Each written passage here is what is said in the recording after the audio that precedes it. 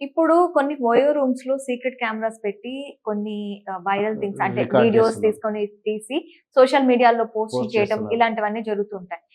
ఇలాంటివి జరుగుతూ ఉన్నప్పుడు తను అని ఐడెంటిఫై అయినప్పుడు అబ్బాయి కానీ అమ్మాయి కానీ ఎలాంటి చట్టపరమైన చర్యలు తీసుకోవడానికి కంప్లైంట్ అవకాశాలు చేయొచ్చమ్మా. ఉంటాయి? యాజ్ పర్ ద లా మనం కోర్టులో మన పోలీస్ స్టేషన్‌లో కంప్లెయింట్ చేయొచ్చు. ఇట్లా నా వీడియోస్ ఇట్లా మేము ఫలానా రోజు ఎళ్ళినప్పుడు it's not an unlawful thing కదమ్మా. ఎళ్ళటం ఉమ్, అనేది ఇద్దరు ఇష్టపడి వెళ్ళినప్పుడు దట్స్ క్వైట్ న్యాచురల్ అది. వాళ్ళ ఉమ్, ఇష్టం అది. కానీ దాన్ని ఫిల్మింగ్ చేయటము, లేకపోతే దాన్ని రికార్డ్ చేయడం అనేది తప్పు. Which is not accepted by the court of law. Okay. So which has to be addressed and which should be punished. Um, so అది అంటే అన్ని హోటళ్లలో జరుగుతుందని కాదు. కానీ ఫస్ట్ ఆఫ్ ఆల్ అంత కాన్షియస్‌నెస్ ఉన్నోళ్ళు ఫస్ట్ ఆఫ్ ఆల్ అక్కడికి పోరమ్మా. ఉమ్, సో ఇది జరిగింది అన్న తర్వాత సప్రెస్ చేసుకొని ఊకునే వాళ్ళు కూడా చాలా మంది అమ్మా. ఎందుకు మీడియాకి ఎక్కడము, ఎందుకు రచ్చ కావటము, లేకపోతే ఎందుకు బయటికి రావటం అని చెప్పేసి సప్రెస్ చేసుకొని సైలెంట్‌గా ఉండేవాళ్ళు కూడా చాలా మంది ఉన్నారు.